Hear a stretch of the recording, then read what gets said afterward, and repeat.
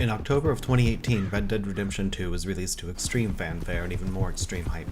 With this incredibly well-realized landscape placed in the early 1900s and late 1800s, I got completely lost in it, and completely lost in the last few years of Arthur Morgan's life. According to HowLongToBeat.com, it takes an average of 60 hours to finish the main story and countless more hours to seek out the optional content. It was in development for 8 years. 8 years. About 96 months of God knows how many folk to create this masterwork of a game.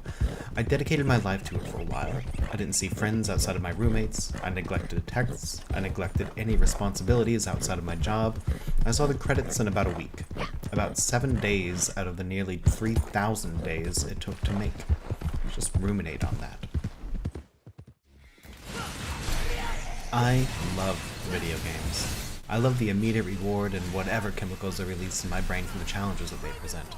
I love the high-speed reaction it takes to get good and the inherent reward in overcoming seemingly impossible odds. I do it nearly every day. But you know what I love even more than these moments?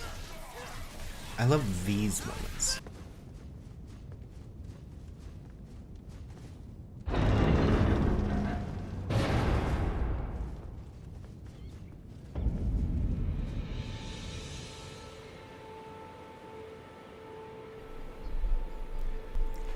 In February of 2022, Elden Ring was released to extreme fanfare and even more extreme hype, and oh boy did it live up to that for me. If I had to pinpoint a single game that changed my life more than any other, it would be this one. This game, with also countless hours of content, took me months to beat, and even more months to immediately replay right after. And yes, the challenging moments definitely added some time to that clock. It wasn't the monstrously hard bosses and notorious dungeons that really added to that time. It was this. It was the pace that the game pushes you to take. If you want to gather much out of the story, you really have to look for it, and my obsession with the game drove me to do just that. Especially in my second playthrough, which started right after finishing my first, I really slowed everything down. The reward of this game in defeating these bosses doesn't always lie in the fancy new armor. In fact, the reward is usually something your particular build can't even use. The reward is in the story of those items. Elden Ring is my favorite example of diegetic storytelling. It's a common misconception from people who are just getting into a From Software game or have tried and ultimately bounced off that there's no real narrative through line, that it's more of an obstacle course to work through with no real story to push you along. I can't blame anyone for feeling that way, but it is there. It's within your surrounding. But it's up to you, the community, and many YouTubers to find that story. In order to do so, you have to analyze the entire game. As most of you know, that's often in item descriptions, but also the storytelling lies in plain view. Things such as a character costume and sigils on buildings. The architecture of one area will be wholly different from another, and that can communicate so much about the areas, the people, the monsters, the dragons as an entire culture. Just like in our real world, every building you see does tell a story, and it's a story that took years to create, build, and refine, and even more individual humans to make it. But I'm not making this video as a way to talk about my love for From Software games.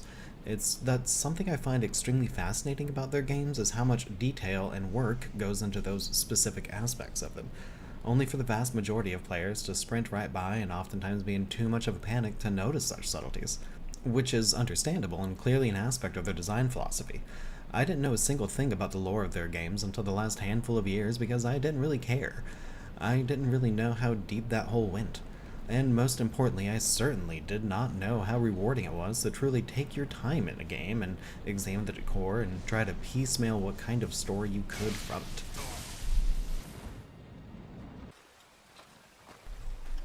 Recently, I went back to play Red Dead 2 again, but I did things differently. I primarily kept a walking pace outside of a gunfight. If I had to go back to camp, I'd try and call my horse, but the horse was often too far to hear me. So I would make the choice to either walk back to camp or walk to my horse. I didn't sprint, I didn't fast travel, I didn't do anything to speed things up. I walked. This change of pace was purely additive for me. I'd soak in the scenery along the way and appreciate the beauty of an America I can't really see, at least not in my city. This made it more than a game to me, it made for an experience. The experience of an American frontier, all right from the comfort of my gaming chair. If you go hiking on a trail and the destination is the waterfall at the end of it, do you run there? Would you run there if your cardio was good enough? I don't think so. My cardio is awful, but even if it weren't, I would still walk. If there was a car path or a bus that might take you right there, I doubt you'd drive that either. The best, most memorable parts of any trek is always in the travel, the trees you see along the way, the fox you might stumble across, the bandits you may get into a gunfight with. Why rush that process? It's no secret that video games take so much to make. They take a ton of resources, be it money, people, or time. More often than not, it takes all three in copious amounts. It's easy for us to talk about this and to know it as a fact, but it takes more to get closer to understanding it.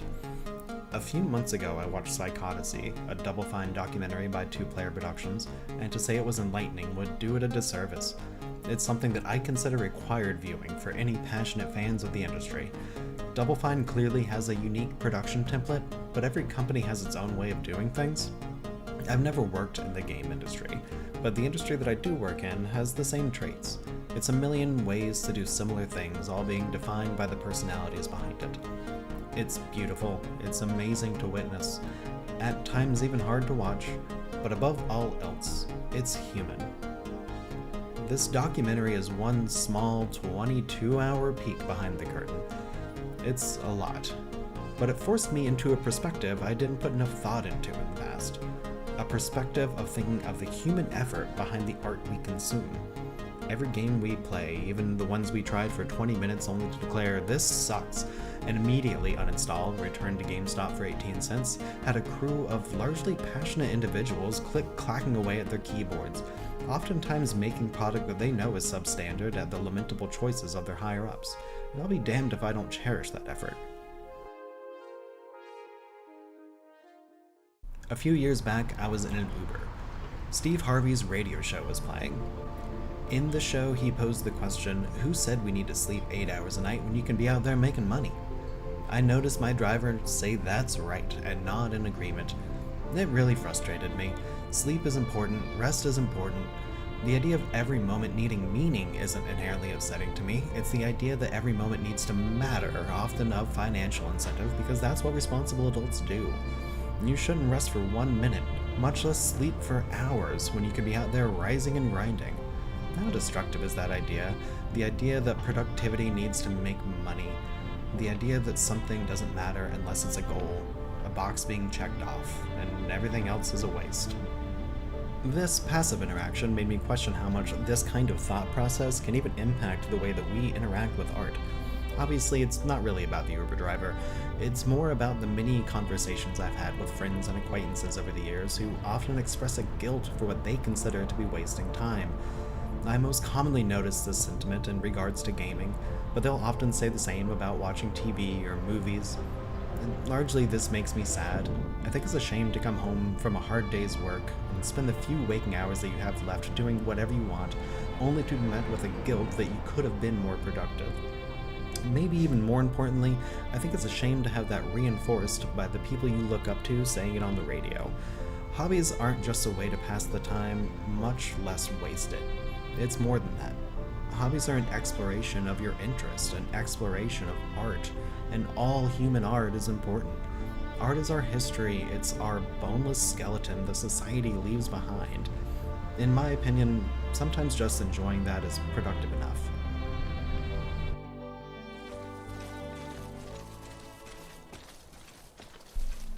Now, I know that my opinion here isn't applicable to everyone. If you're unemployed and haven't applied to jobs for days, but you're on your 86th round in Overwatch or whatever the kids play these days, then it's likely you should reprioritize your time. I understand that plenty of people absolutely need to only focus on said rising and grinding for a good reason, be it to support yourself, your family, or just to make rent. I recognize that plenty of people genuinely don't have the time to spend 300 hours on playing and replaying video games, much less move at a snail's pace to look at the pretty walls while doing it. But if you can, I think you should consider it. I think you should consider decelerating a bit and admire those pretty walls that some person or people designed that they're using to express their creative vision. Because at the end of the day, art is human expression and a form of connectivity between you and the artist.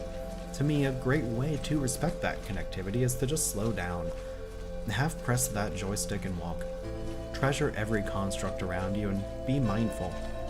Be mindful of the humans behind every asset. Be mindful of the think tanks it took to make that level design. Just be mindful. Walk. Don't run. Thank you so much for watching this video.